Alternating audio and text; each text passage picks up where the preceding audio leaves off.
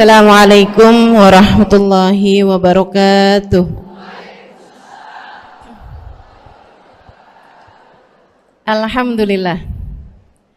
Wassalatu wassalamu ala Rasulillah Muhammad ibn Abdillah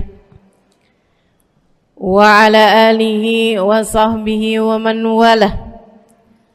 Subhanaka la ilma lana illa ma 'allamtana innaka antal alimul hakim. Rabbi shrah li sadri wa yassir li amri wahlul 'uqdatan min lisani yafqahu qawli. Amma ba'du. Alhamdulillah, ibu-ibu sekalian saya muliakan, hadiah indah di mana Allah mengizinkan kepada kita untuk menghadapnya. Bukan main. Siapa kita ini sampai diizinkan Allah untuk bolak-balik menghadap kepada Allah Subhanahu wa taala dalam salat-salat kita? Saya pernah dengar dari para guru-guru kami, guru-guru saya.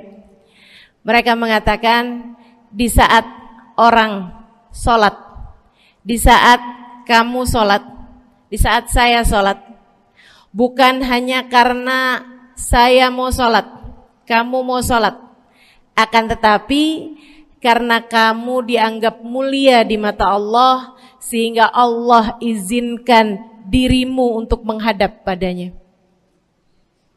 Ketika saya sholat, bukan hanya karena saya mau sholat, akan tetapi karena saya punya nilai di mata Allah, sehingga Allah izinkan kepada saya untuk menghadap padanya.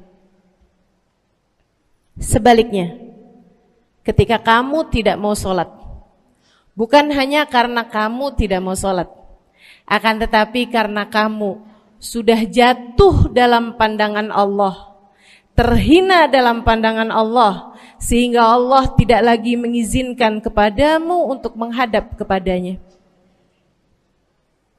Ketika seseorang tidak sholat, bukan hanya karena dia tidak mau sholat, akan tetapi karena ia sudah tidak lagi bernilai di mata Allah, sehingga Allah tidak izinkan dia untuk menghadap padanya. Teman-teman, saudariku sekalian yang saya muliakan, kalau bicara tentang sholat nih teman-teman, ada 4 tingkatan, ada 4 kelas. Untuk kamu melihat sholatmu sudah ada di kelas yang mana. Kalau saya boleh bilang kelas teratasnya nih kelas bisnis, oke lah ya. Kelas bawahnya lagi kelas atasnya kelas eksklusif ya, kelas eksekutif. Terus bawahnya lagi kelas bisnis, bawahnya lagi kelas. Tapi ada 4 kelas, bawahnya lagi kelas gerbong. Nggak naik dalam kereta nih ya. Kelas yang paling bawah kita bahas nih, kelas gerbong nih. Kayaknya naik di atasnya nih ya, gerbongnya. Teman-teman sekalian, orang yang di saat mengerjakan sholat, dia kerjakan juga, tapi merasanya sebagai beban. Ya ampun, udah maghrib aja, baru juga asar. Ya ampun, males banget dah. Ini gak ada rusuh nih. Kita kan lagi jalan-jalan nih. Kita kan lagi belanja nih di Tanah Abang. Kita jamaah aja gimana sholatnya. Nah ini orang-orang yang menganggap sholatnya sebagai beban. Malas kalau disuruh sholat, terutamanya subuh. Terutamanya sholat subuh.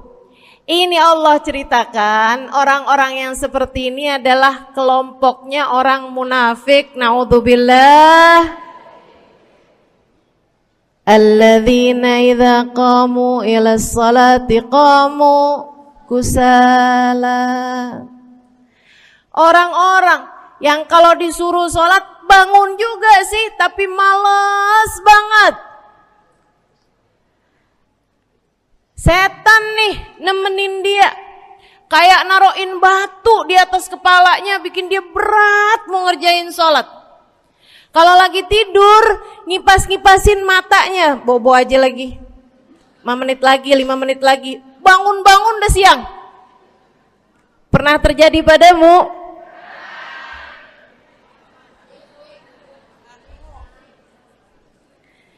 Jemur kunut. Bu, yang dijemur tuh jemuran aja, cucian aja. Jangan sampai jemur kunut. Kunutnya dijemur ya. Ketika ada seseorang yang disampaikan kepada Nabi Muhammad bahwasanya orang itu tidak bangun kecuali sesudah azan subuh, artinya enggak tahajud, artinya enggak bangun di sepertiga malam terakhir, bangunnya sesudah azan subuh. Nabi mengatakan padanya tentang orang itu, Nabi bilang pada para sahabatnya, inna syaitan bala fi udhunih, itu adalah orang yang telinganya dikencingin sama setan. Pada pernah dikencingin setan? Kalau bangunnya habis adzan tuh dikencingin setan.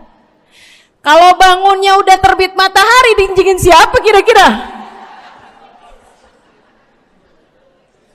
Insyaallah. Teman-teman saudariku sekalian yang saya muliakan, alladzina idza qamu ila sholati qamu kusala, malas bener kalau diajakin sholat, sampai sebagian sholatnya dikerjakan keluar dari waktunya. Yang seperti ini masuk dalam firman Allah Subhanahu wa taala, a'udzubillahi minasyaitonir rajim, fawailul lil musallin alladzina an salatihim sahun. Fawailul lil musallin alladzina hum an salatihim sahun. Celaka orang-orang yang salat. Kenapa kok orang salat celaka ya Allah? Sebab mereka an salatihim sahun, melalaikan salat mereka. Apa maksudnya melalaikan? Imam Sayyidina Ibnu Abbas dalam salah satu tafsir beliau mengatakan alladzina yuakhiruna an waqtiha au yuqaddimuha ila ghairi waqtiha. Orang-orang yang mengakhirkan sholat sampai keluar dari waktunya atau memajukannya sebelum waktunya. Mau pergi ke Tanah Abang nih, jam 11. Ntar kita ribet nih urusan sholat duhur. Dah sholatin sekarang aja. Ini orang-orang yang fawailul lil musallin. Bu, sesibuk apapun dirimu, jangan pernah ninggal sholat. Bu, lagi ngerjain perkara penting apapun kamu, jangan pernah mengakhirkan sholat. Jangan pernah mengeluarkan sholat dari waktunya. Kenapa gitu? Karena bu, sholat itu urusanmu sama Allah. Gak ada yang lebih penting daripada itu. Gak ada yang lebih penting daripada itu. Siapa yang mementingkan Allah, dia bakal dipentingin sama Allah. Siapa yang meremehkan sholatnya, berarti dia telah meremehkan Allah. Siapa yang meremehkan Allah, dia akan diremehkan oleh Allah. Na'udzubillah min dzalik. Buat adik-adik jomblo, jangan pernah mau kawin sama orang yang gak sholat. Biarpun kamu udah nunggu cukup lama, kalau ada yang lamar kamu dan dia gak sholat, jangan mau bu. Dek, ibu-ibu juga, kalau ada yang janda di sini,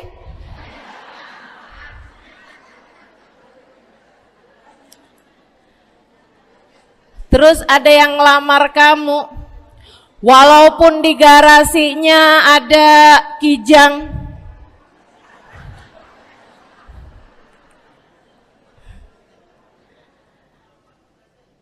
ada bebek, motor maksudnya ya, datang melamar kamu, jangan terima. Orang yang gak sholat, kamu jangan mau jadi istrinya. Kenapa? Saya kasih tahu ya, Allah aja dia tinggalin, apalagi kamu.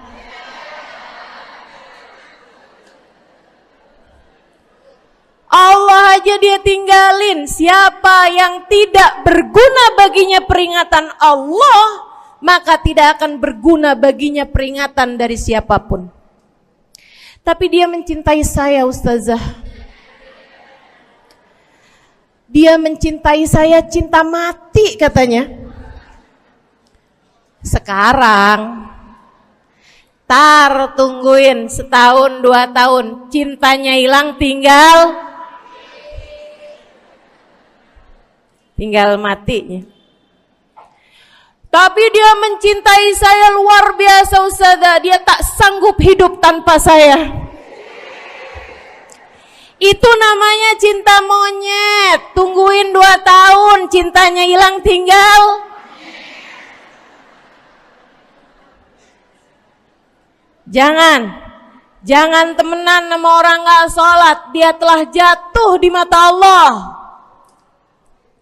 Maka kita pun belajar buat jadi orang-orang yang terus mendaki, terus meraih rahmatnya Allah, terus belajar buat jadi salah satu orang yang dipandang dengan rahmat oleh Allah Subhanahu wa taala. Salah satunya dengan cara kita memuliakan sholat. Kita menjaga sholat. Jagain sholatnya. Jangan masuk kelompok orang yang tadi itu sholatnya menjadi beban. Ini kelompok paling bawah nih. Naik ke kelas ekonomi. Tadi begitu ya? Kelas ekonomi, orang-orang yang sholatnya menjadi sebuah kewajiban. Dia kerjain, dia tahu itu wajib, dia gak akan tinggalin. Tapi sama halnya dengan kewajiban-kewajiban yang lain. Kita nih kalau mikirnya kewajiban, Bu, kalau gak diwajibin lagi seneng. Betul gak? Masih ada kayak beratnya gitu ngerjain sholat. Orang yang sholatnya dianggap sebagai kewajiban. Kayak anak-anak sekolah tuh, wajib pakai seragam, wajib ngerjain PR. Kalau 1 hari, besok enggak wajib pakai seragam. Ada nggak ya pakai seragam? Nggak ada. Nggak ada yang besoknya dipakai seragam. Terus tanyain, kenapa kamu tetap pakai seragam? Abisnya saya suka sama seragamnya. Nggak ada. Karena mereka menganggap pakai seragamnya adalah kewajiban. Sekolahnya sebagai kewajiban. Jadi giliran besok libur anak-anak, hore gitu. Ada orang-orang yang sholatnya dianggap sebagai kewajiban. Nggak ada yang nambah kalau kewajiban tuh. Sholat sunnah boro-boro, sholat wajib aja kalau bisa dibikin sesingkat mungkin akan dilaksanakan dengan cara yang sesingkat-singkatnya.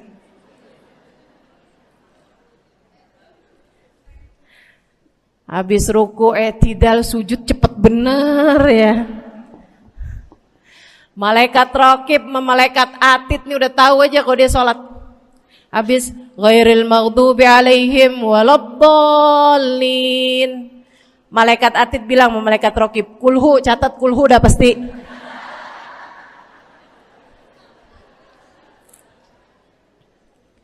Kulhu aja gak kelar-kelar. Teman-teman saudariku sekalian yang saya muliakan, sholatnya dianggap sebagai sebuah kewajiban. Nggak nambah dengan sunnah, namanya wajib.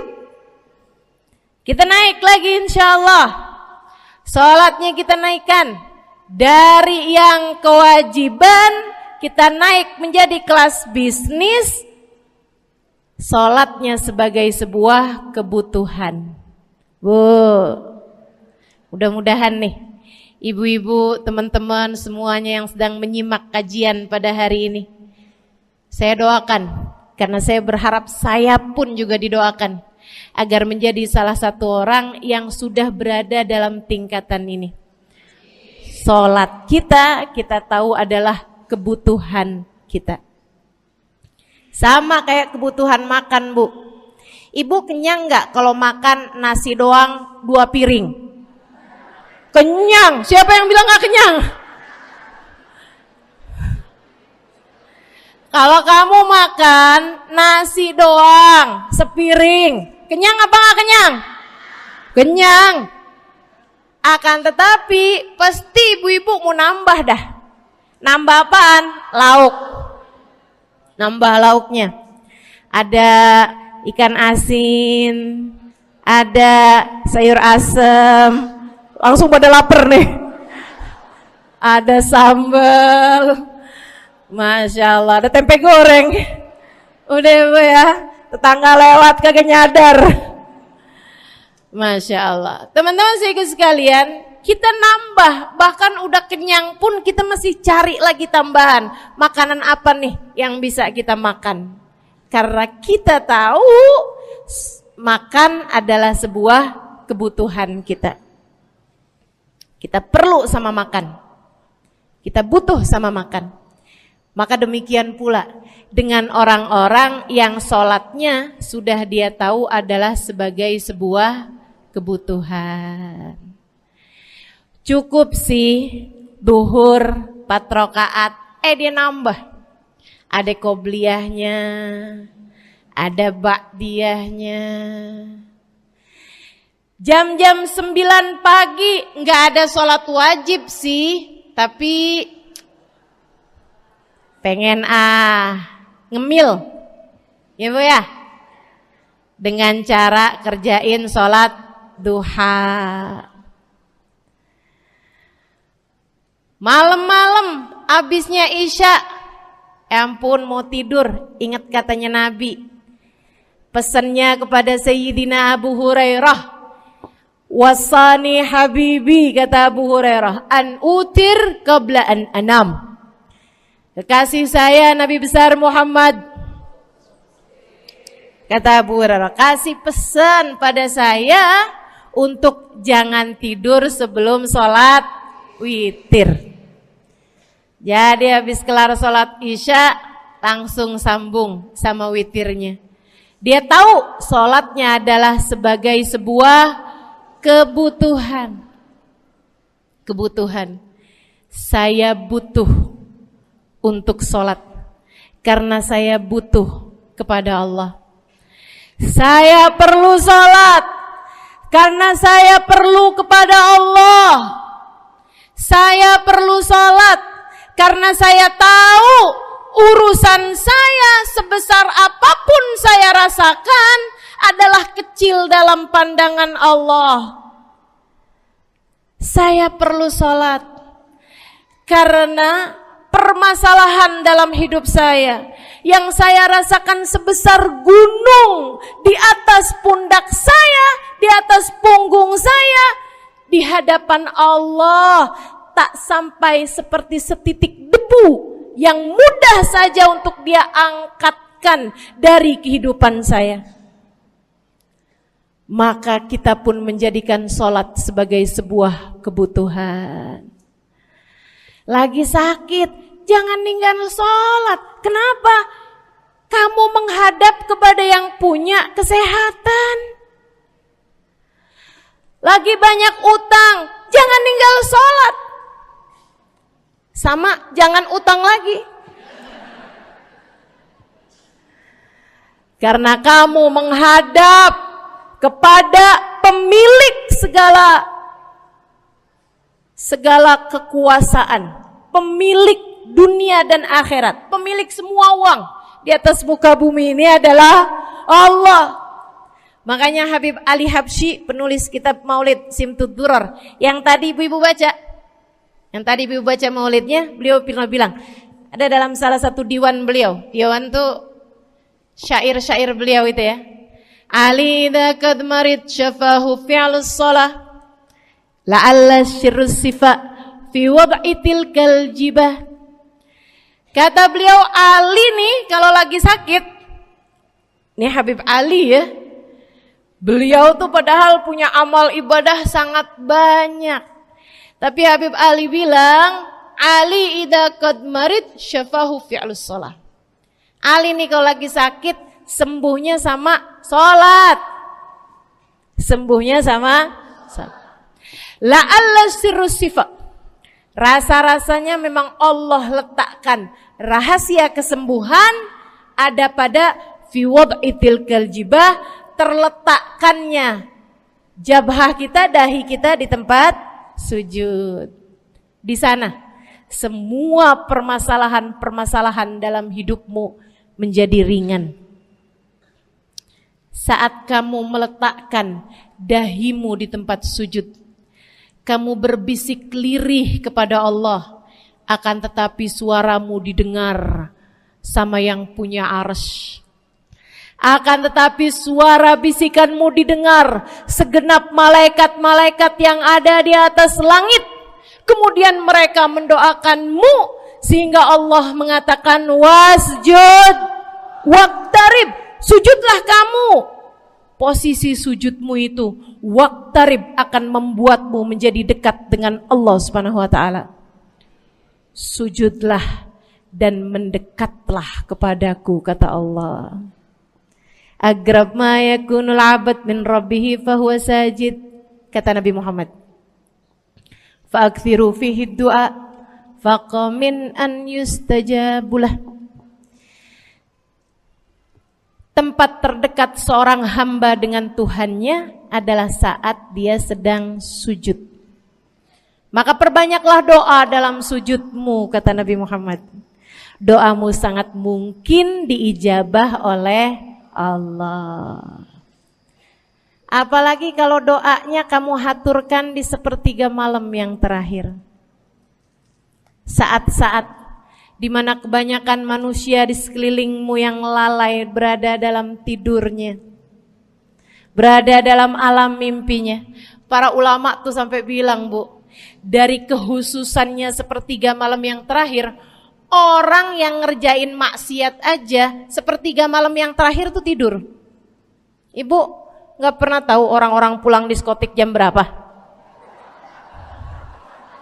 Gak tahu ya, sama.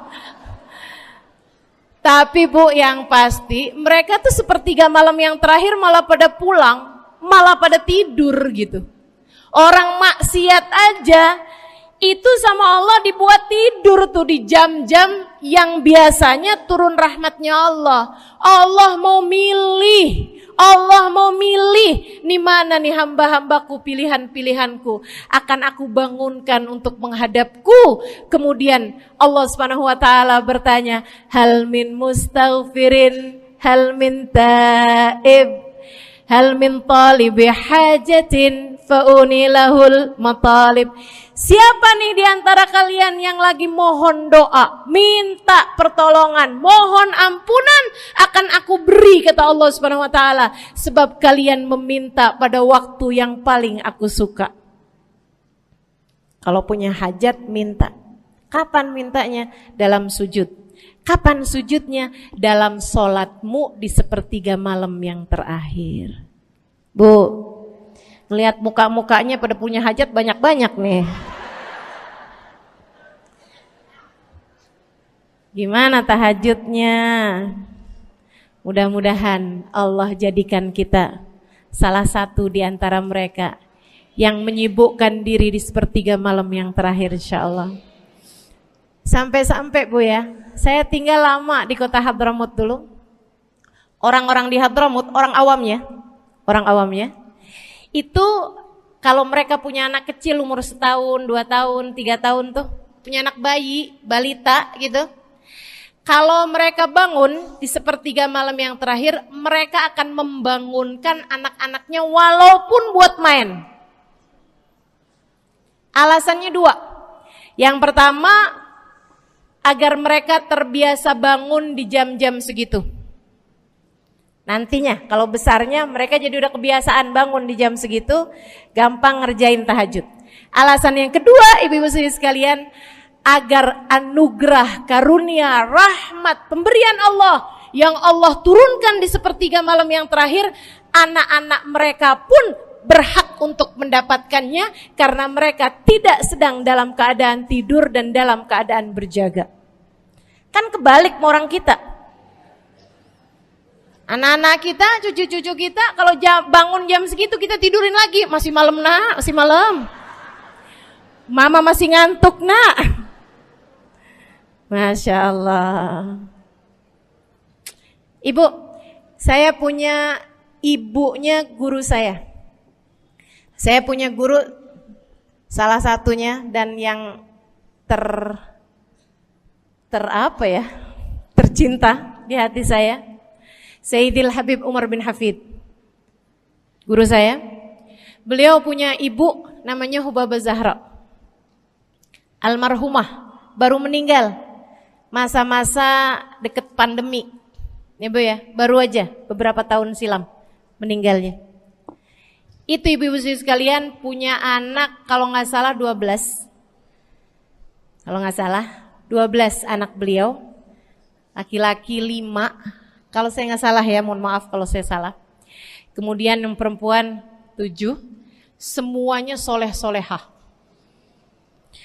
Semuanya Bu jadi orang-orang yang luar biasa, yang terutamanya anak yang pertama yaitu Habib Ali Masyhur jadi mufti pada zamannya di Kota Tarim. Sampai wafatnya beliau masih sebagai mufti.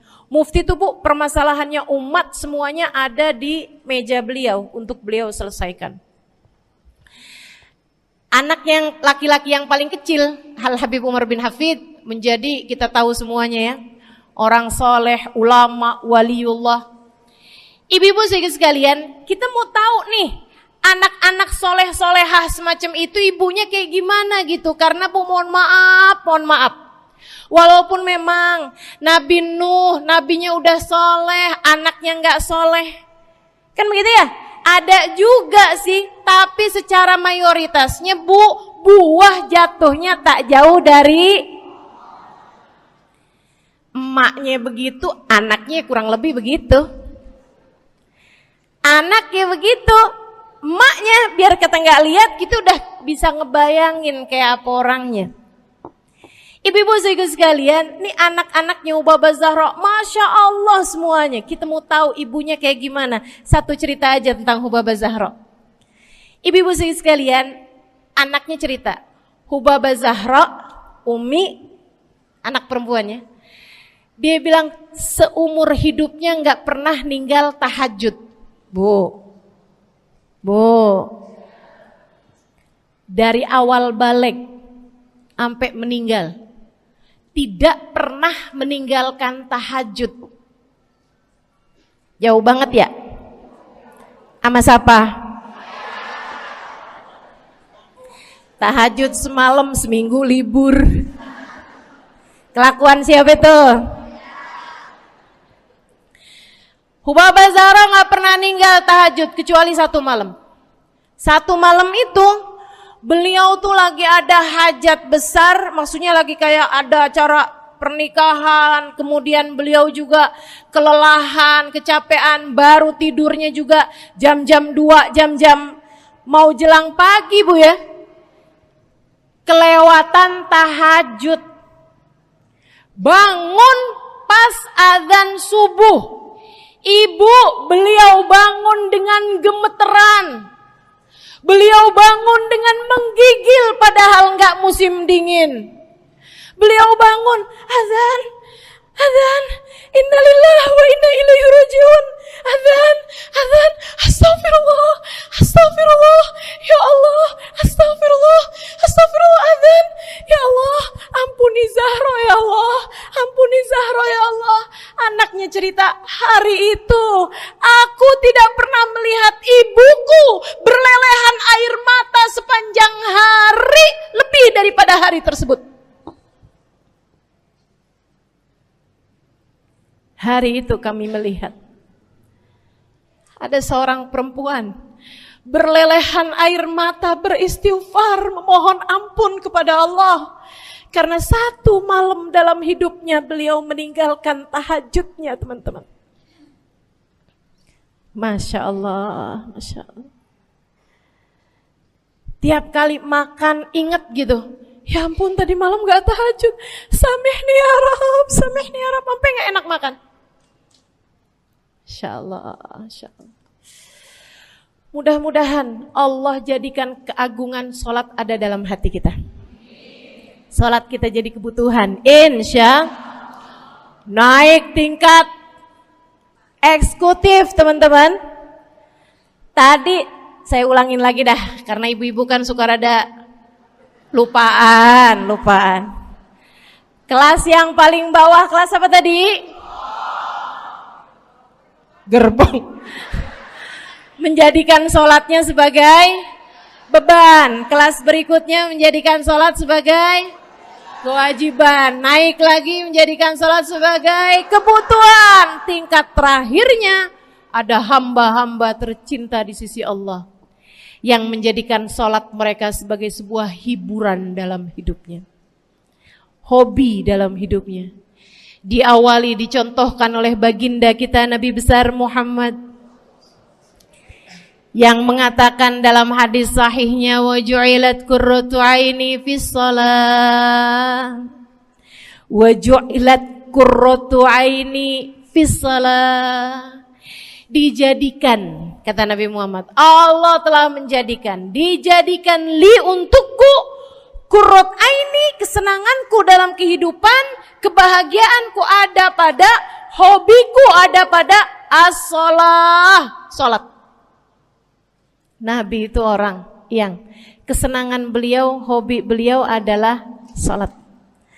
Kana idza faza'ahu amrun aladha ila shalah. Kata para sahabat meriwayatkan, Nabi kalau lagi dengar kabar-kabar yang gak enak, segera menuju kepada sholat. Nabi kalau udah ada kabar-kabar Rasul pasukan kita terkalahkan di medan peperangan, Nabi ngelihat Bilal. Kemudian Nabi Muhammad nanya, udah dekat waktu sholat Bilal? Sebentar lagi Rasul, arihni biha ya Bilal, arihni biha ya Bilal. Yuk Bilal, santaikan diri saya Bilal, tolong hibur diri saya Bilal. Segera azan dan kita akan sholat bersama-sama wahai Bilal. Kesenangan beliau, hobi beliau dalam sholat, dalam hidup adalah sholat. Teman-teman saya sekalian, bukan hanya Nabi Muhammad, tapi para sahabat-sahabat Nabi Muhammad, tapi para tabi'in, para tabi'it tabi'in. Saudaraku sekalian saya muliakan, Sayyidina Umar bin Khattab alaihi ridwanallah, kana idza ja'ahu hal, apabila beliau dalam keadaan hatinya lagi khusyuk, hatinya lagi nyambung banget sama Allah Subhanahu wa taala, kalau mau sholat sunnah manggil orang. Beliau sholat dalam masjid, ada orang mau sholat sunnah, ada orang lagi baca Quran dipanggil sama beliau. Kamu saya bayar ya. Kamu duduk sebelah sini saya nih, baca Qurannya deketan saya sini, kamu saya bayar. Buat apaan wahai Sayyidina Umar? Buat negur saya, ngingetin saya lagi sholat nih. Oh gak usah dibayar Tuan. Yaudah kalau gitu kamu duduknya sebelah sini ya. Tugas saya apa Tuan? Kalau kamu lihat saya sholat berdirinya kelamaan, ingetin saya buat ruku. Kalau kamu lihat ruku saya kelamaan gak bangun-bangun, ingetin saya buat bangun. Kalau kamu lihat sujud saya kelamaan, ingetin saya buat duduk. Karena saya sekarang ini kalau lagi berdiri baca Al-Quran, lupa buat ruku. Dari nikmatnya bacaan Quran beliau. Baik Tuan. Sholat, baca Fatihah, habis itu baca Quran. Surat Al-Quran, dapat selesai satu, kok masih enak. Baca lagi, masih enak lagi, baca lagi. Yang sebelah beneran nih gak ruku-ruku. Beliau berdiri kemudian bilang, Tuan ruku. Gak kedengeran. Beliau berdiri deketin telinganya, Tuan ruku. Belum kedengeran juga. Ruku. Allahu Akbar. Sayyidina Umar bin Khattab. Tabi'in, Sayyidina Ali Zainal Abidin. Pernah lagi sholat, rumahnya kebakaran, teman-teman. Sholat sunnah di waktu malam, rumahnya kebakaran. Orang-orang pada teriak-teriak, Tuan Harik, nar, ya ibn binti Rasulillah, wahai anak dari cucunya Nabi Muhammad. Tuan, ada api di sekitarmu. Tuan, kebakaran. Tuan, kebakaran. Allahu Akbar. Sami Allahu liman hamidah. Enggak lihat apa-apa. Habis selesai sholat baru lihat, kebakaran nih rupanya. Orang-orang pada bilang, kami sudah mengingatkanmu Tuan. Apa jawab beliau? Al-hadni an-narul kubro. Di depan saya ada api yang jauh lebih besar, api neraka. Saya nggak lihat api sekecil ini. Masya Allah. Saudara sekalian yang saya muliakan, para ulama Allah Subhanahu Wa Taala. Terakhir saya mau ceritakan Sayyidil Habib Abu Bakar As-Sakran, penulis Wirid Sakran. Kalau teman-teman pernah tahu, beliau saudara sekalian saya muliakan dapat julukan As-Sakran, orang yang mabuk. Karena mabuk kepada Allah Subhanahu Wa Taala. Beliau pernah satu waktu kena penyakit di punggungnya. Beliau kemudian tanya sama dokter, kata dokter, wah ini nih penyakit mesti diangkat, mesti dioperasi. Ya udahlah, operasiin saya. Disuguhin 1 gelas khamr di waktu yang telah ditetapkan untuk jadi waktu operasi. Apa ini? Khamr, minuman keras. Zaman itu belum ada obat bius. Dia bilang, ini buat apa? Khamr ini Tuan, minuman keras ya, agar engkau enggak sadar. Jadi enak gitu kita ngoperasinya. Dia bilang, saya mau dengan kesehatan saya kepengen ngerjain taat kepada Allah, saya enggak mau. Saya dapetin kesehatan saya dengan cara mengerjakan yang diharamkan Allah, yaitu minuman keras. Saya enggak perlu ini. Waduh, kalau gitu nggak bisa dioperasi Tuan. Kenapa soalnya? Ya nanti kan kesakitan, nanti susah operasinya gitu. Oh gampang. Kalau kalian pengen bikin saya nggak sadar, nggak perlu minuman keras. Terus gimana? Operasikan kalau saya sedang sholat. Maka mulailah, dokter-dokter udah pada siap. Beliau lagi sholat sunnah ya Bu ya. Allahu Akbar gitu. Mulai dokter buka baju belakangnya. Mulai Bu digunting kulitnya, digergaji tulangnya. Beliau Bu mukanya meringis saja enggak. Beliau ruku, dokternya ikutan nungging. Beliau sujud, dokternya ikutan menunduk juga. Beliau sholat nikmat banget. Sampai beliau selesai dari sholat, beliau nanya sama dokter-dokternya, kenapa nggak nurut tadi tuh waktu saya sholat mestinya operasi? Kata dokter, udah selesai Bib dari tadi. Masya Allah. Radiyallahu ta'ala anhum wardahum. Ini bukan kelas-kelas kita, saya cuma ceritain aja sama ibu-ibu. Bukan berarti ibu-ibu nanti pas waktu sakit bilang sama dokter-dokter nggak usah dibius. Beda hati Bu, beda hati. Ya Bu ya, beda iman, beda semuanya kita sama mereka. Yang pasti, makanya saya kan yang ini nggak doa nih. Pas yang kebutuhan tuh baru saya doa. Kenapa? Karena kayaknya tingkatan kita dah Bu ya. Mentok dah, sampai kebutuhan itu dah. Insya Allah, mudah-mudahan Allah jadikan kita orang yang menjaga salat insya Allah. Rabbi jalni muqimas salah wa min dzurriyyati amin. Rabbi jalni muqimas salah wa min dzurriyyati amin.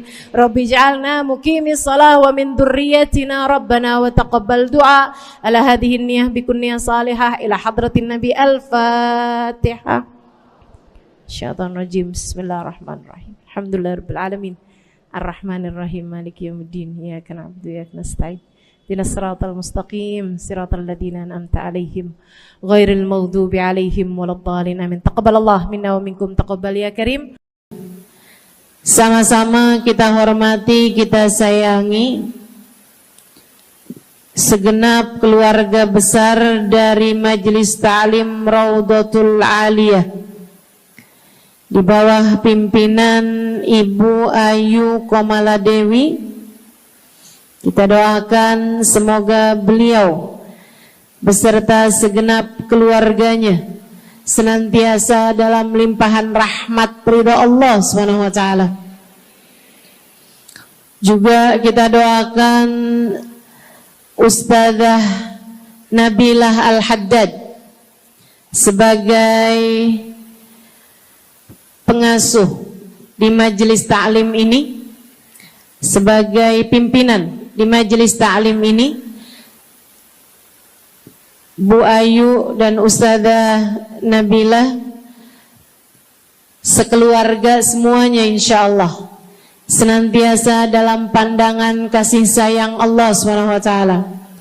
Panjangkan umurnya, disehatkan badannya, dimudahkan urusannya, kabulkan hajatnya, semakin dicinta Allah SWT dan Rasulnya. Para ustadzah, para hubabah, para syarifah, para pimpinan pondok pesantren, para pimpinan majelis ta'lim, yang mudah-mudahan semuanya dalam limpahan rahmat ridha Allah SWT, serta tentu saja semua yang hadir di majelis ini, baik ibu-ibu, kakak-kakak, adik-adik, anak-anak, yang mudah-mudahan semuanya dirahmati Allah, disayang Allah, dibahagiakan Allah, diistiqomahkan jalannya menuju ridha Allah Subhanahu wa taala, insyaallah diistiqomahkan jalannya menuju surga Allah Subhanahu wa taala. Amin ya rabbal alamin. Qul amantu billah thumma istaqim, kata Nabi Muhammad sallallahu alaihi wasallam kepada seorang pemuda yang meminta nasihat, ya Rasulullah ausini, wahai Rasul tolong nasihati aku. Kita kalau ketemu orang mulia jangan minta duit, Bu.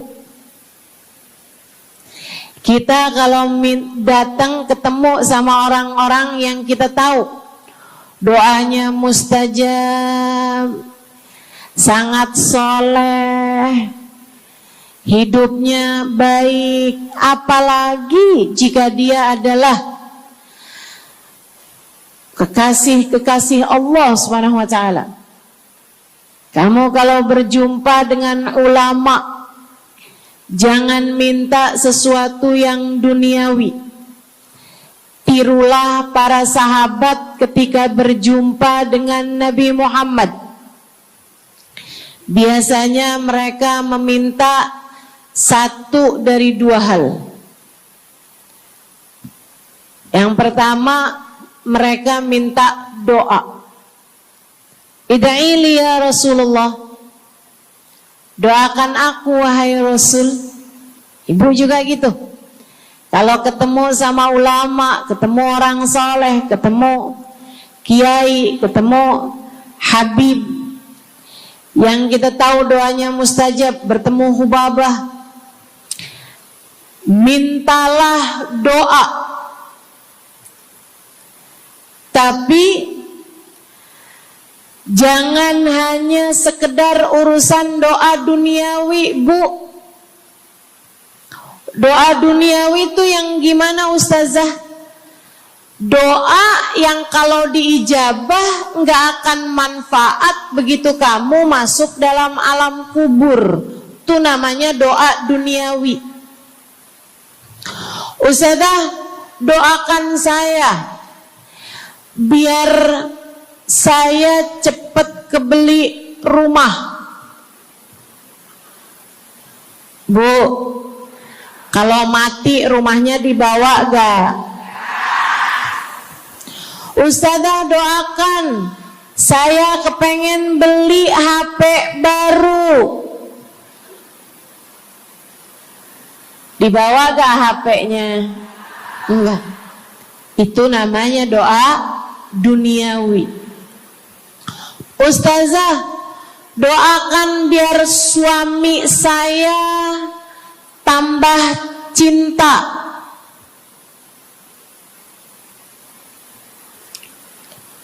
Kalau mati suaminya dibawa gak Bu? Walaupun kamu mau, dia gak bakalan mau Bu.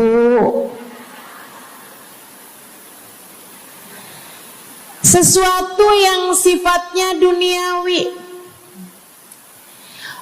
Ustazah, doakan biar anak saya soleh. Duniawi apa bukan? Bukan. Sebab kesolehan anak akan jadi tambahan bekal bagimu ketika kamu masuk dalam alam kubur.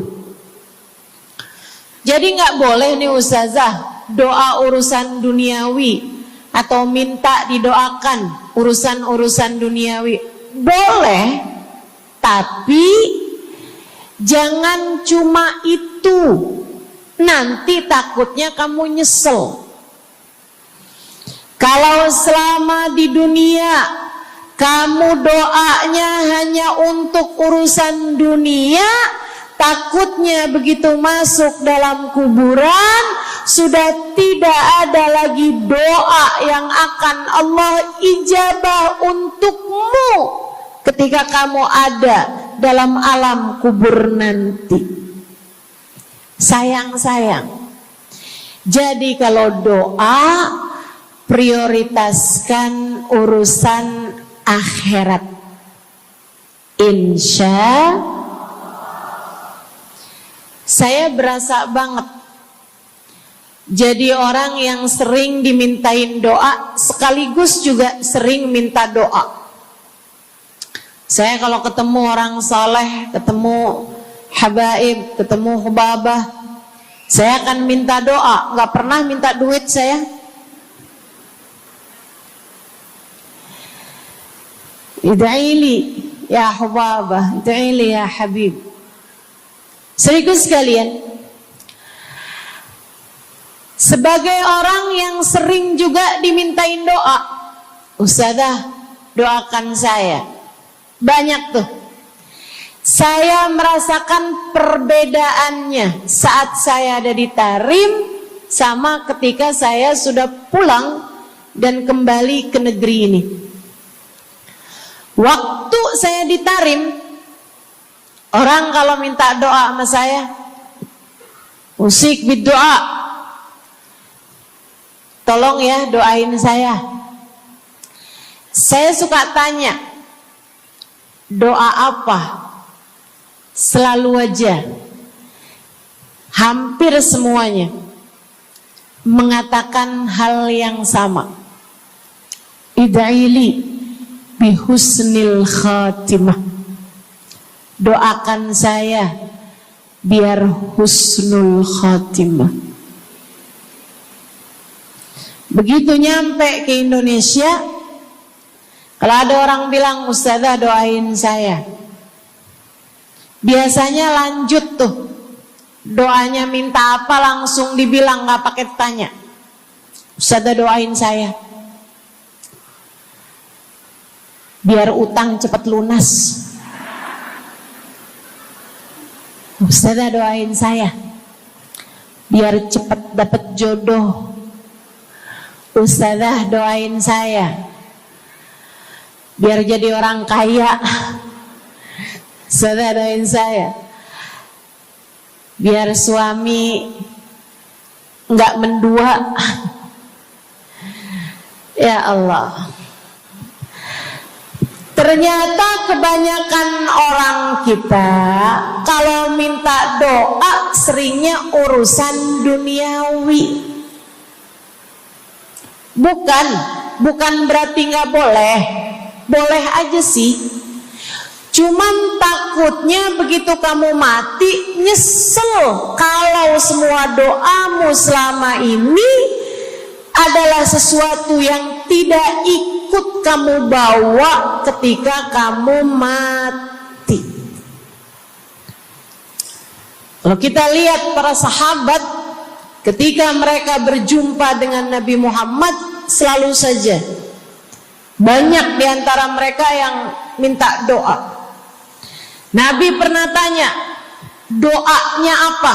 Macem-macem jawaban para sahabat. Ada yang begini, Harithah menjawab, ida'ili an yarzuqani Allah asyhada fi sabilih. Rasul, doakan saya biar saya dikaruniai mati syahid di jalan Allah. Ada lagi yang lain doanya, ya Rasulullah, id'ili an yarzuqani Allah murafaqatan bika ya Rasulullah. Doakan biar saya nanti di masa sesudah kematian saya, di masa akhirat nanti, bisa mendampingimu wahai Rasulullah, bisa berjumpa denganmu wahai Rasul, bisa ada dalam rombonganmu wahai Rasulullah. Doa-doa yang sangat ukhrawi, doa-doa yang sangat akhirat, karena mereka sudah faham tujuan hidup sesungguhnya adalah mencari ridha Allah Subhanahu wa ta'ala. Tujuan hidup sesungguhnya adalah bergerak menuju surga Allah Subhanahu wa ta'ala. Tujuan hidup sesungguhnya adalah berpulang kepada Allah dalam keadaan Allah ridha kepada kita. Sahabat, minta didoakan, ama yang kedua minta nasihat. Kita juga nyontoh, kalau ketemu orang soleh, kalau ketemu ulama, kalau ketemu habaib, ketemu kiai, ketemu bunyai, ketemu hubabah, ketemu ustadzah, ketemu ustad, minta nasihat. Selain daripada minta doa, mintalah nasihat. Hal ini dicontohkan oleh para sahabat kepada Nabi Muhammad. Datang seorang pemuda berjumpa Nabi Muhammad sallallahu alaihi wasallam. Kemudian bertanya, ya Rasulullah, ausini, wahai Rasulullah, berikanlah nasihat kepadaku ini. Nabi Muhammad tersenyum, senang, bangga, karena mengerti bahwa umatnya faham apa yang harus diminta dari nabinya. Nabi berkata kepadanya, qul amantu billah thumma istaqim. Kata Nabi Muhammad, ucapkanlah, aku beriman kepada Allah, kemudian istiqomahlah kamu di jalan Allah. Nasihat Nabi Muhammad buat pemuda tersebut, nasihat Nabi Muhammad buat pemuda-pemuda umatnya sepanjang zaman.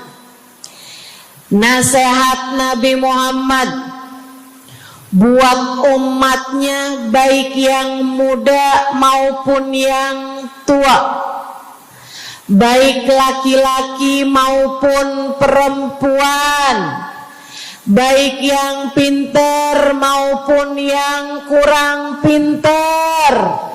Semua umatnya dinasehati sama Nabi Muhammad. Karenanya akan saya sampaikan hal ini kepadamu hari ini. Quli, ucapkanlah, amantu billah, aku beriman kepada Allah. Tsumastaqimi, kemudian istiqomahlah kamu, wahai saudariku, di jalan Allah. Katakanlah, aku beriman kepada Allah. Kemudian istiqomahlah. Istiqomahlah. Nasihat yang sangat indah dari baginda kita Nabi besar Muhammad, yang Allah karuniakan kepadanya jawami'al kalim, dapat selalu berbicara dengan kata-kata yang ringkas tapi padat. Nabi itu ucapannya ringkas tapi padat. Nggak kayak saya, Bu, udahlah panjang dan ya, mudah-mudahan Allah jadikan ucapan-ucapan kita jadi kalimat-kalimat yang akan membawa kita menuju surga. Jadi ucapan-ucapan yang akan bawa kita menuju ridha Allah Subhanahu wa taala.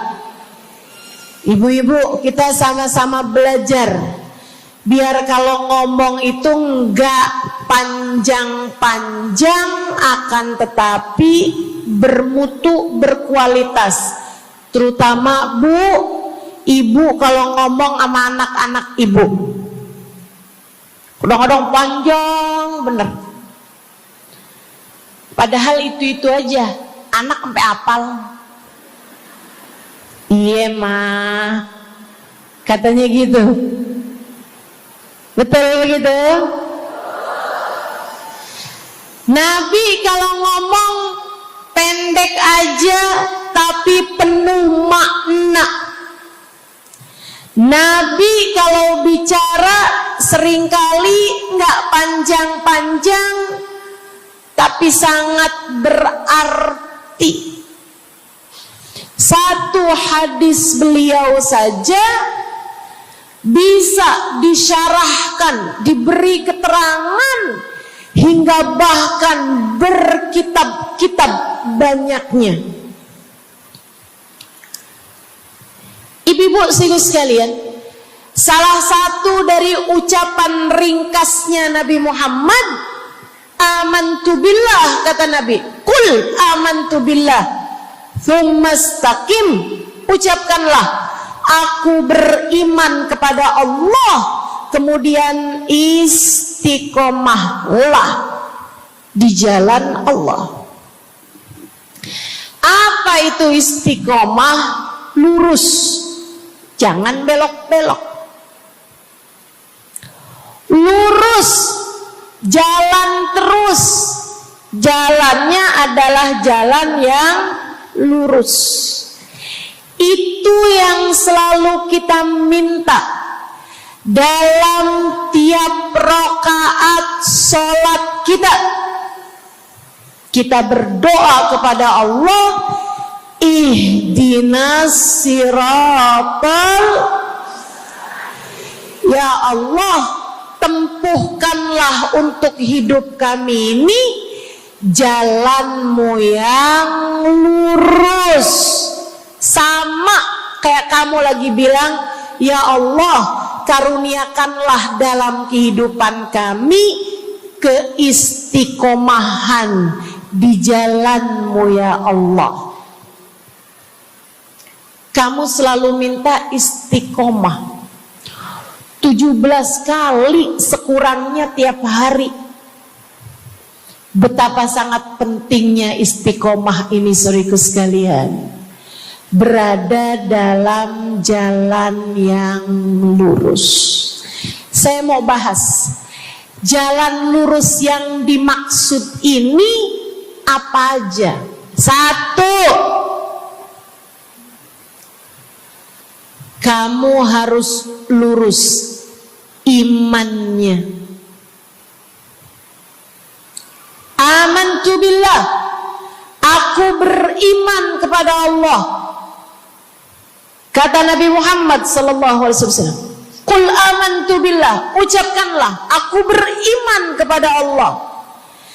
Maka istiqomah tersebut yang nomor 1 adalah dalam urusan keimanan.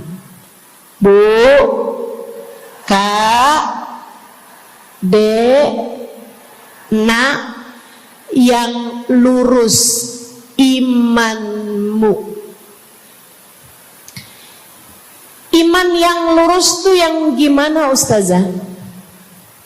Iman yang lurus adalah memahami 2 kalimat syahadat yang menjadi pintu gerbang keimananmu. Orang kalau masuk Islam, dia jadi orang yang beriman, dia mengucapkan kalimat syahadat. Apa itu? La ilaha illallah. Yang pertama. Yang kedua, Muhammad Rasulullah. Tidak ada Tuhan selain Allah. Itu harus kamu miliki dalam hatimu secara lurus, istiqomah. Gak ada Tuhan selain Allah. Jangan hari ini Tuhannya Allah, besoknya Tuhannya duit. Apapun aja yang disuruh sama duit, yang ada duitnya, yang haram-haram pun diterjang. Lah kenapa begitu? Saudaraku sekalian, Qul amantu billah, ucapkan, aku beriman kepada Allah. Aku faham arti la ilaha illallah. Tidak ada Tuhan selain Allah. Tidak ada yang mengatur kehidupan selain Allah. Tidak ada yang memberi rezeki selain Allah. Maka berimanlah kepada Allah. Kalau ada istri bilang sama suaminya,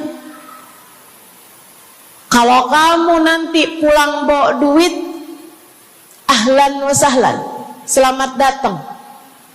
Tapi kalau kamu pulang nanti nggak bawa duit, silakan tidur di luar.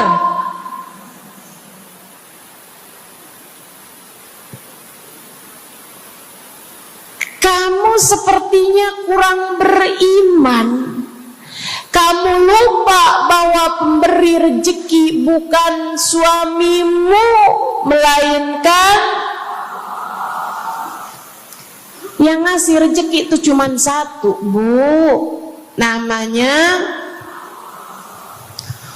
bukan pekerjaan, bukan atasan, bukan pemerintah.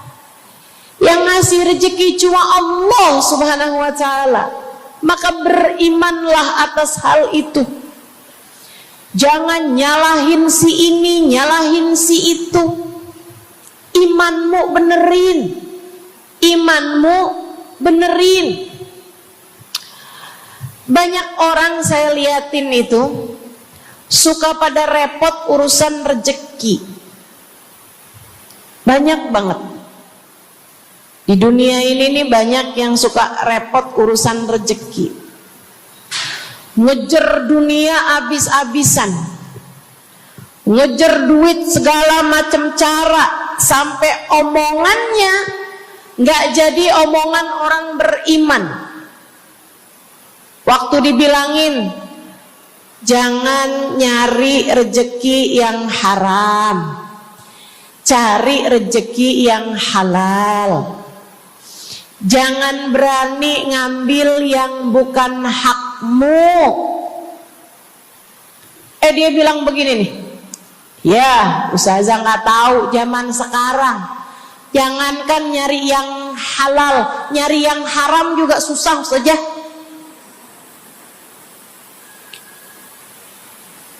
Itu omongan orang nggak beriman.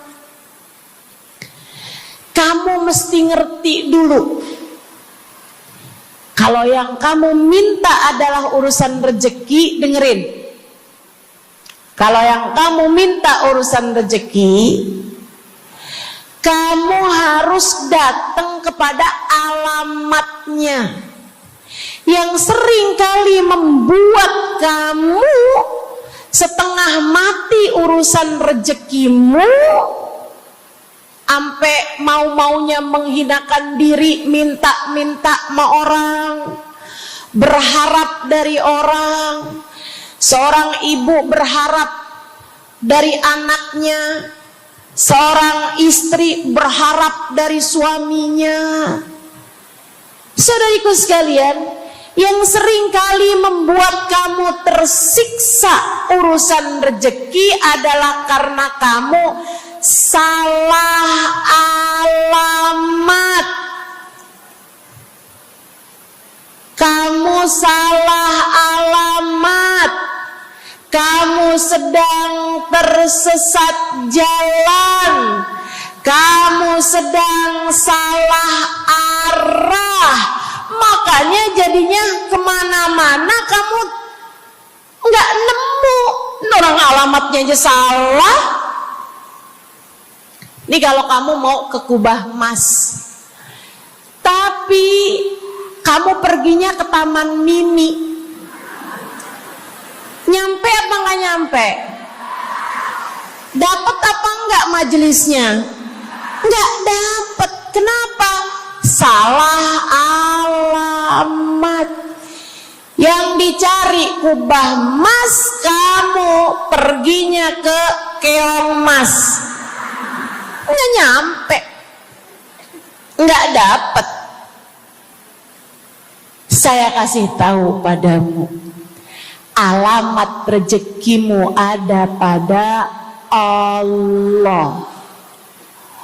Alamat rezekimu ada pada Allah. Alamat rezekimu ada pada Allah. Maka berimanlah kepadanya, fahamilah arti la ilaha illallah. Tidak ada Tuhan kecuali Allah. Gak ada yang ngasih rezeki selain kamu. Lagi sakit, kamu mau nyari obat, saya kasih tahu alamat obatmu. Alamat yang bisa menyembuhkanmu hanya satu, namanya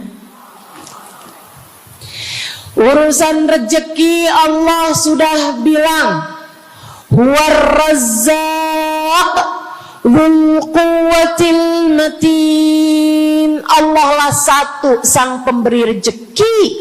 Allah lah satu sang pemilik kekuatan sejati.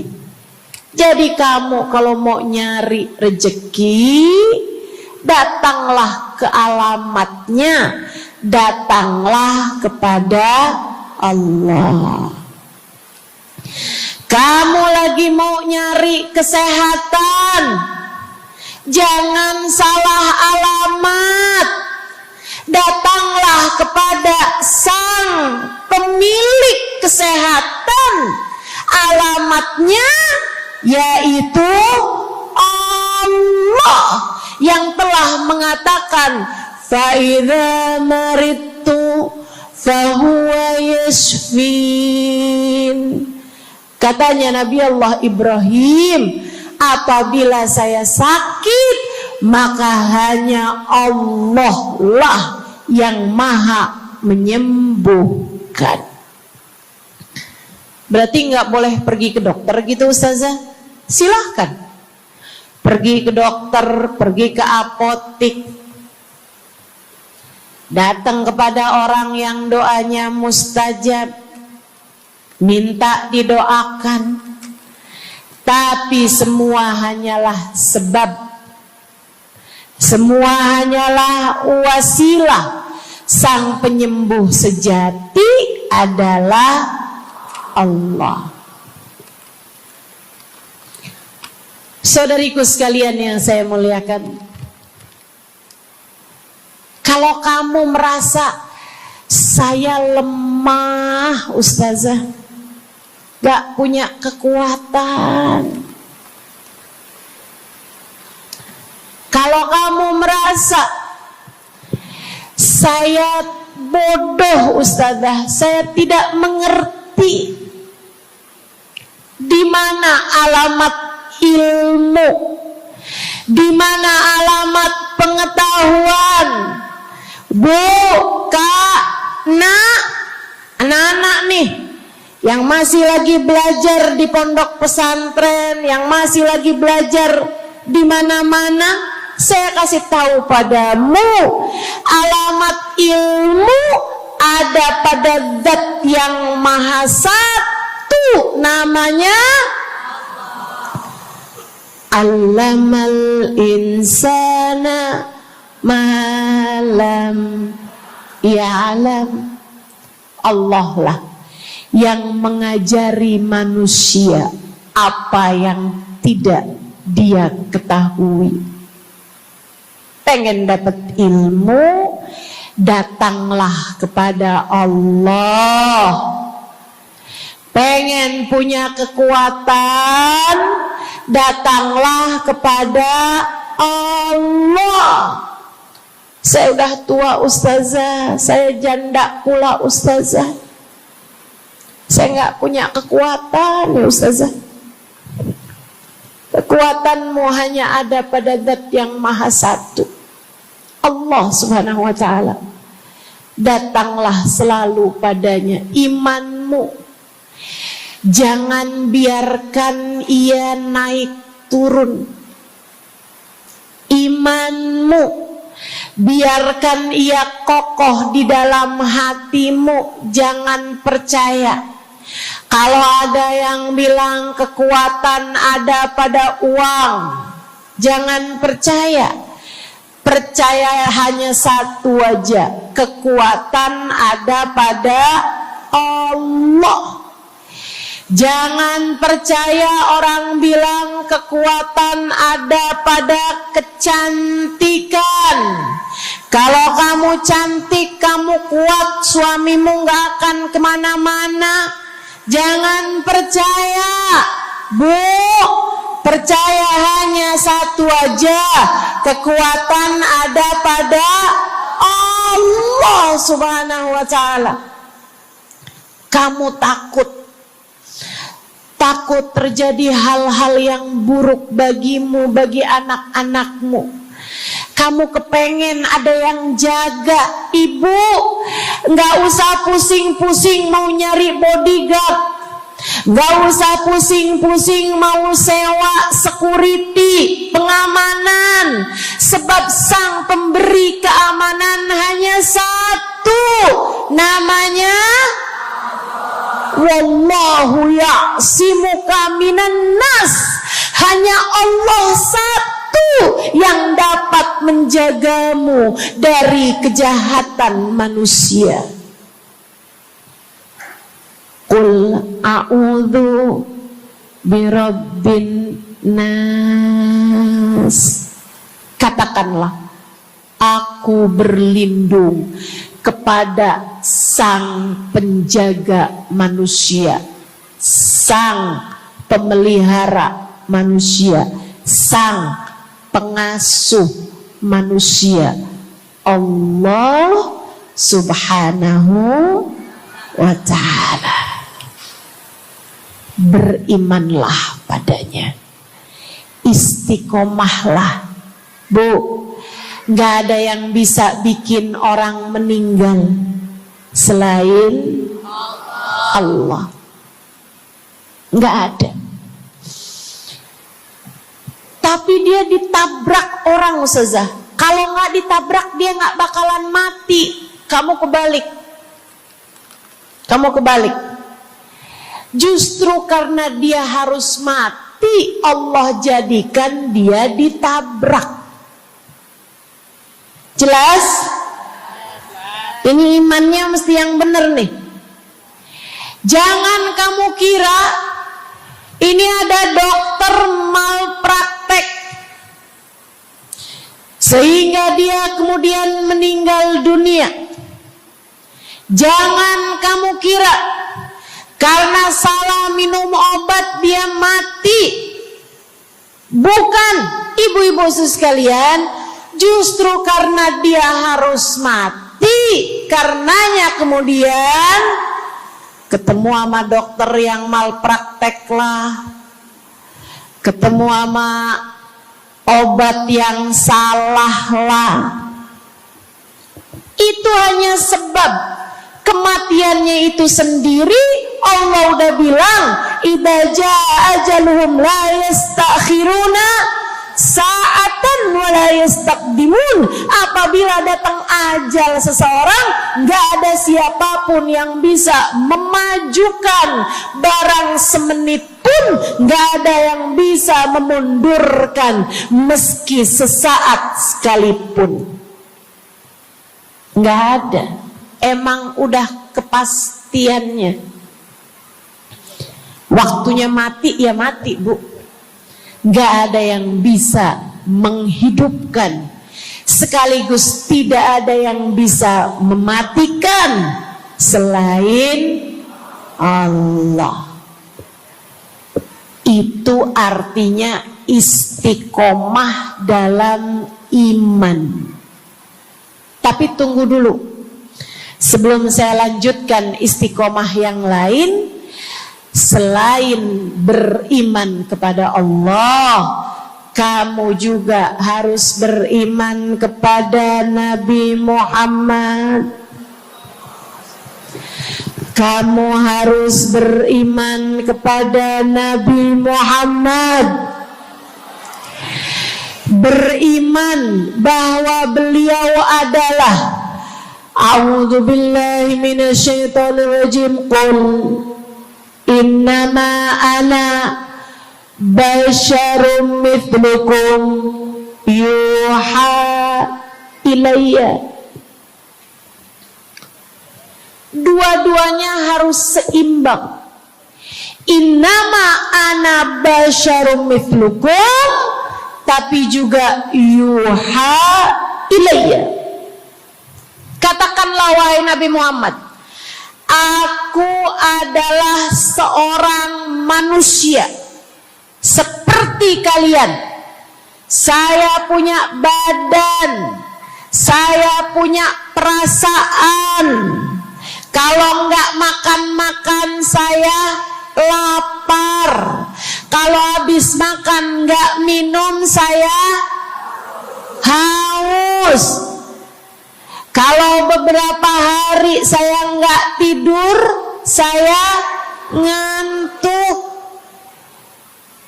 Qul innama ana basyarun. Sampaikan kepada manusia, aku adalah seorang manusia seperti kalian juga. Sama anak cinta, lama nggak ketemu sama istri, kangen. Katakan wahai Nabi Muhammad, ana basyarum mithlukum, saya manusia seperti kalian juga. Kalau ada yang disayang kemudian meninggal, sedih. Karena Nabi adalah seorang manusia. Tapi tunggu dulu, beliau tidak hanya sekedar manusia, Itu adalah satu sisi kehidupan Nabi Muhammad. Jangan lupa, innama ana basyarum mithlukum, tapi yuha ilayya, aku diberi wahyu, aku hamba wahyu, aku berbincang-bincang dengan Allah, kalian tidak. Aku berbicara langsung dengan Allah, kata Nabi Muhammad, kalian tidak. Aku dituruni malaikat Jibril, kalian tidak. Aku diberi wahyu Al-Quran 30 juz, kalian tidak barang seayat pun. Nih, kalau saya perhatikan, imannya umat manusia yang beriman kepada Allah sekalipun menjadi cacat ketika tidak beriman kepada Nabi Muhammad. Lihatin, mohon maaf, orang Yahudi, Bu, beriman kepada Allah. Kamu kalau nanya sama orang Yahudi, Tuhanmu siapa? Allah. Tapi mereka enggak beriman kepada Nabi Muhammad. Apakah mereka disebut orang yang beriman? Tidak. Orang Nasrani, apakah mereka beriman kepada Allah? Iya. Tapi apakah mereka beriman kepada Nabi Muhammad? Tidak. Apakah mereka beriman? Tidak. Bahkan umat Islam ada yang mempercayai sesudah Nabi Muhammad ada nabi yang lain, namanya Mirza Ghulam Ahmad, sehingga mereka menyebut agama mereka Islam, tapi agama Islamnya pakai ada kelanjutannya, Islam Ahmadiyah.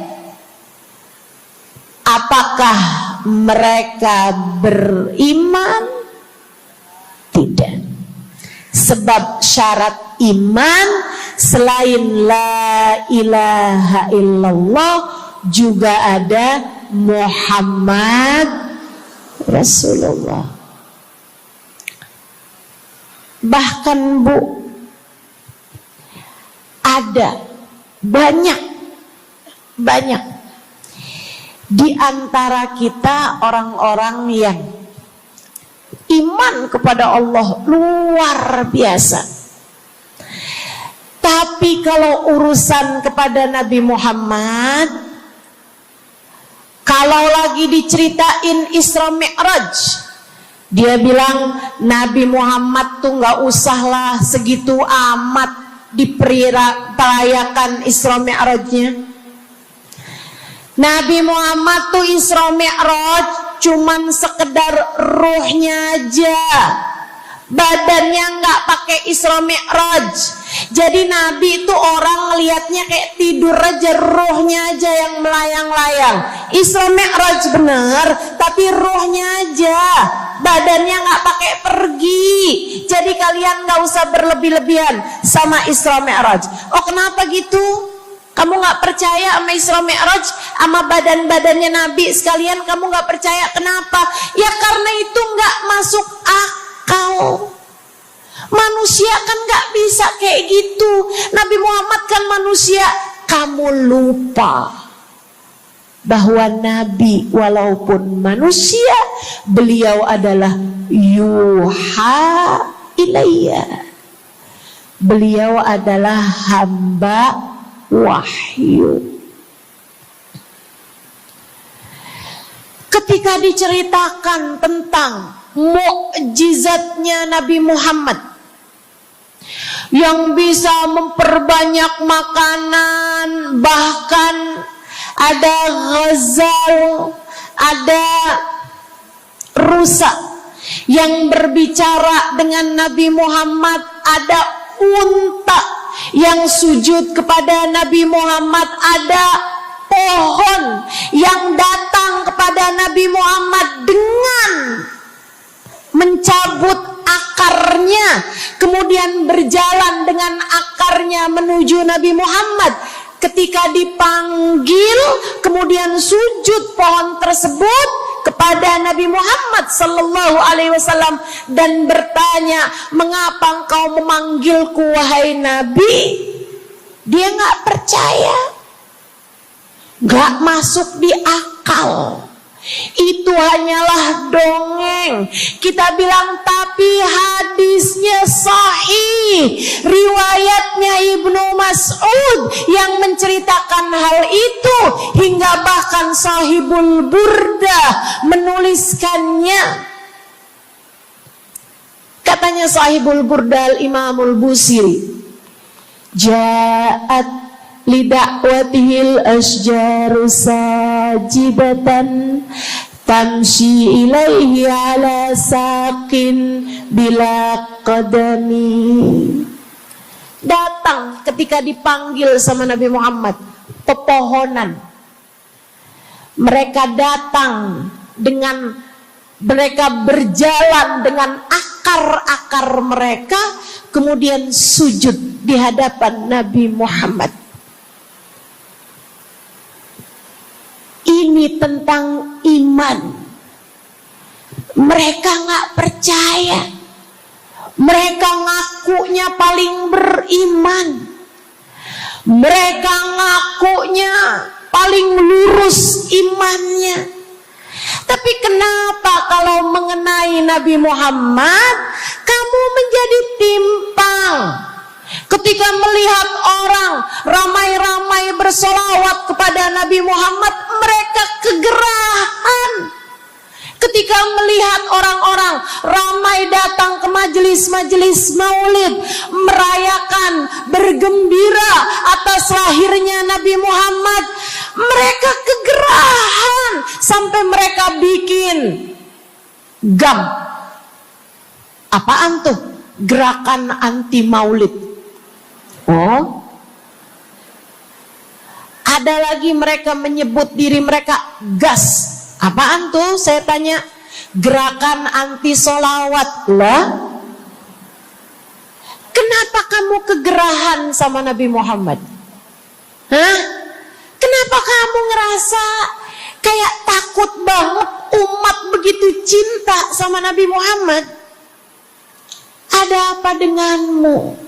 Kamu lupa Nabi Muhammad memang manusia, tapi qul innama ana basyarum mithlukum yuha ilayya. Jangan pernah pisahkan Nabi, meskipun beliau seorang manusia seperti kita, tapi beliau adalah hamba wahyu. Beliau adalah hamba wahyu. Kamu gerah banget orang bersolawat sama Nabi Muhammad. Ada masalah apa sama kamu? Kamu gerah banget orang baca maulid Nabi Muhammad. Bahkan ada orang-orang yang ngaku paling Islam, tapi gerah banget ngelihat orang berziarah ke makam Nabi Muhammad. Ada masalah apa sama kamu? Yang bermasalah bukan kami umat Nabi Muhammad. Yang bermasalah adalah imanmu. Sebab ketika kita diminta beriman kepada Nabi Muhammad, jangan hanya fokus kepada kemanusiaan Nabi Muhammad, fokuslah pula kepada beliau sebagai hamba wahyu. Saudaraku sekalian yang saya muliakan, istiqomah dalam iman. Beriman kepada Allah, beriman kepada Rasulullah.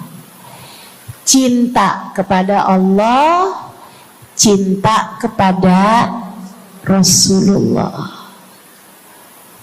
Cinta kepada Rasulullah, cinta kepada keluarga Rasulullah, cinta kepada sahabat Rasulullah, dan istiqomahlah dalam cinta tersebut.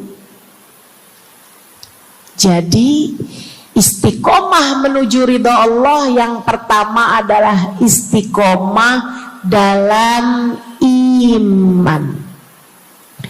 Yang kedua, istiqomah dalam taat.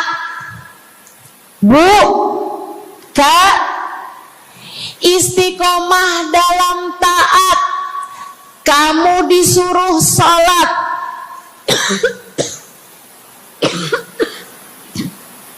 istiqomahlah. Jangan tinggal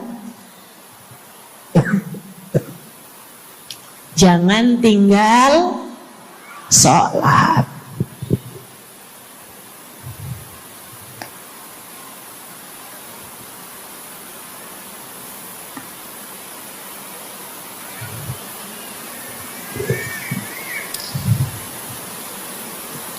Kamu diperintah buat puasa Ramadan.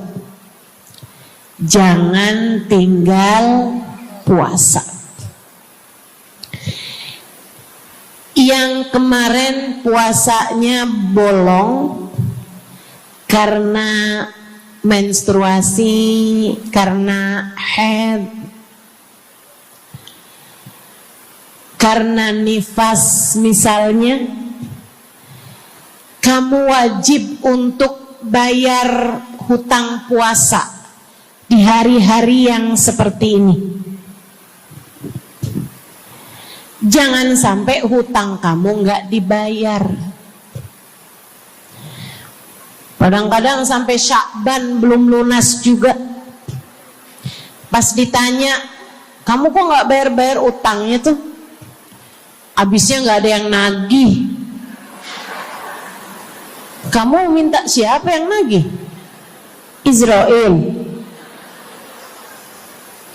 Jangan sampai datang malaikat Israel mencabut nyawamu, sementara kamu masih punya hutang puasa yang belum kamu lunasi.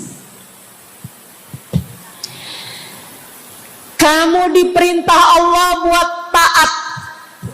Istiqomahlah dalam jalan taatmu. Jangan tinggal perintah Allah. Dek, kalau kamu dilamar sama laki-laki yang gak sholat, jangan mau. Tapi dia baik, Ustazah. Baik menurut siapa? Dek, orang ninggal sholat artinya dia ninggal Allah. Saya bilangin, kalau Allah aja dia tinggal, apalagi kamu. Dia bilang dia gak bakal ninggalin saya, Ustazah, karena katanya dia gak sanggup hidup tanpa saya.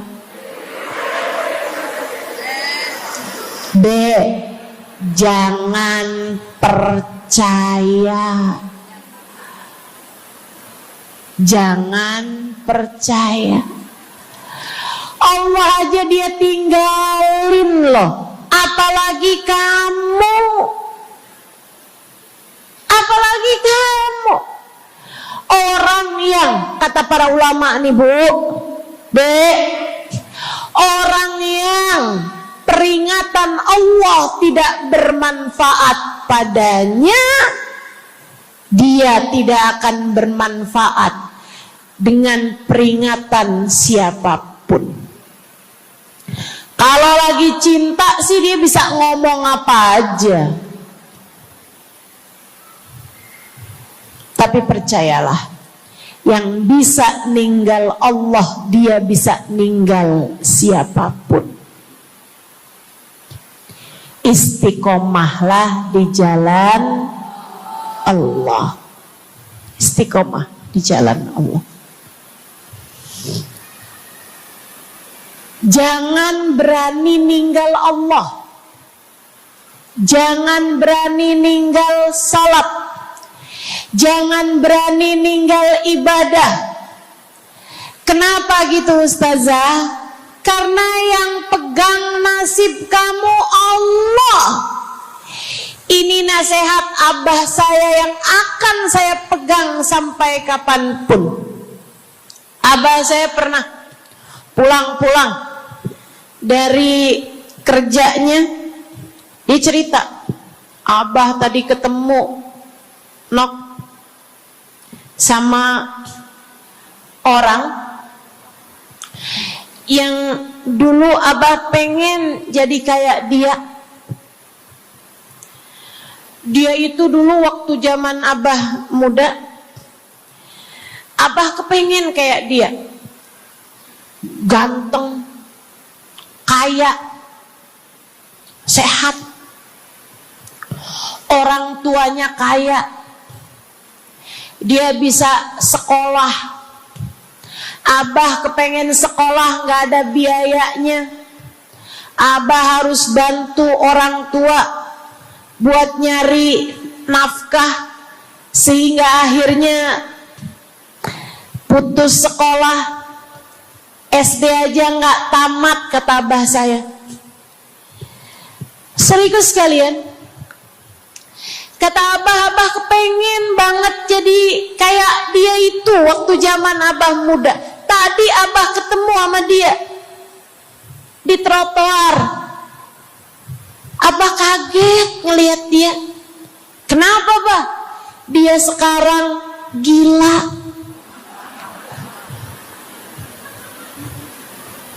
Jadi orang gila di trotoar. Abah pas liatin mukanya kayak kenal nih.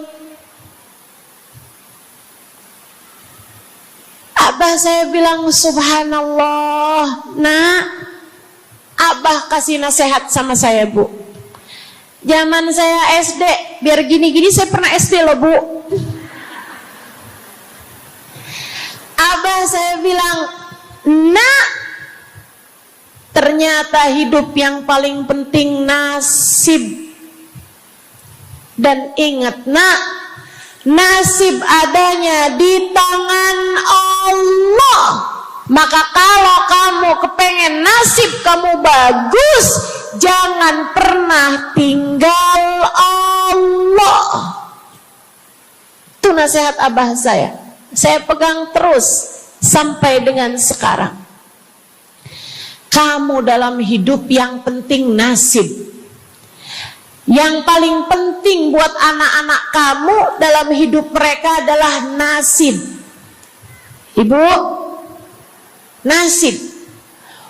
Bukan ilmu, bukan harta, bukan sehat, bukan. Yang paling penting dalam hidup anakmu adalah nasib. Bukan cakep. Kamu nak dalam hidup harus cakep nak. Nanti nak, kalau zaman-zaman akhir nanti ada cara buat mempercantik diri. Pakai nak operasi plastik, ayo nak. Filler lah, tarik benang lah, semua kerjain nak. Yang penting dalam hidup cantik. Kamu jangan sampai kayak mamah kamu ini nak. Bapak kamu buka cabang di mana-mana. Bukan. Yang paling penting bagi anakmu di hidup mereka di dunia sebelum kelak di akhirat nanti adalah nasib. Saya kasih tahu,